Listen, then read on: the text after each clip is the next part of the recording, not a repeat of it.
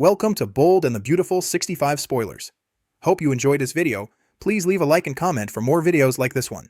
Alright, let's get into Monday's episode, because this one looks emotionally loaded and honestly, long overdue. So spoilers suggest this all kicks off with Ridge absolutely laying down the law with Deacon. And the tone here? Not calm. Not measured. Ridge isn't asking, he's ordering. He tells Deacon in no uncertain terms to stay away from Taylor, framing it as protection, concern, and doing what's best. But let's be real, there's also a big dose of control mixed in there. Deacon doesn't argue much. He looks stunned, offended, and honestly kind of exhausted by being told who he can and can't love. After a tense pause, Deacon chooses to remove himself from the situation and walks out, leaving the door closed behind him, and leaving Ridge and Taylor alone. And that's when things really explode. Once it's just the two of them, Taylor finally stops holding back. I predict this becomes one of those raw, uncomfortable conversations that's been sitting under the surface for years. Taylor tells Ridge that what he's doing right now, dictating, judging, deciding, is exactly why she's spent so much of her life feeling unchosen. She admits she's wanted real commitment, stability, and emotional security from a man for as long as she can remember, and Ridge never gave her that. Not fully. Not consistently. Not without Brooke looming in the background. Ridge, of course, tries to push back. He insists this isn't about jealousy or the past, that it's about Sheila and danger and protecting everyone. But Taylor isn't buying it. And honestly, I don't think the audience will either. Taylor fires back that Ridge doesn't get to suddenly play moral authority now, especially after walking away from her again to reunite with Brooke. She reminds him that he chose someone else, and he doesn't get to control her choices just because he's uncomfortable with them. The emotions here reportedly spiral fast. Voices rise. Old wounds reopen. There's resentment, heartbreak, and years of unsaid truth pouring out.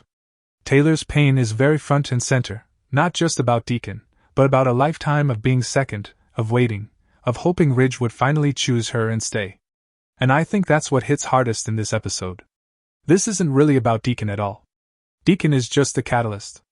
This is about Taylor finally saying, I deserve something different. By the end of the scene, I don't expect a resolution.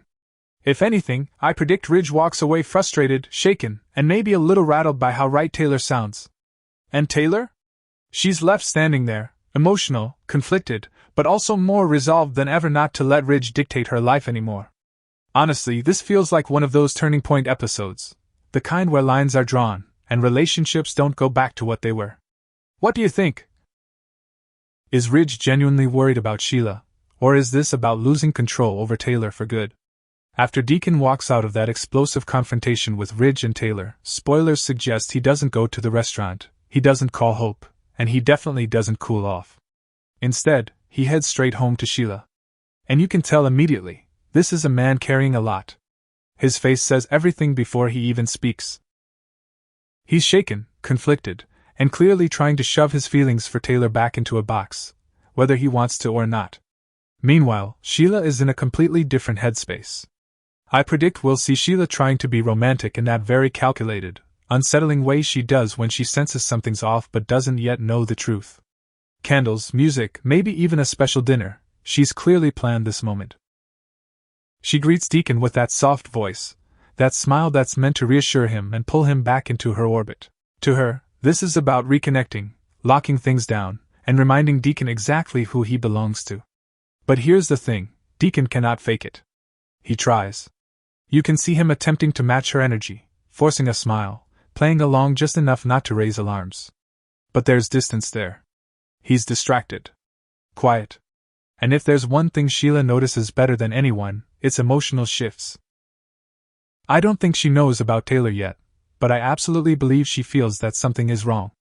Sheila goes all in, telling Deacon how grateful she is for him, how much she appreciates the life they're building together, maybe even referencing Taylor in a twisted way, thanking her for helping their relationship. And if that happens? Oof. That's the moment that could break him.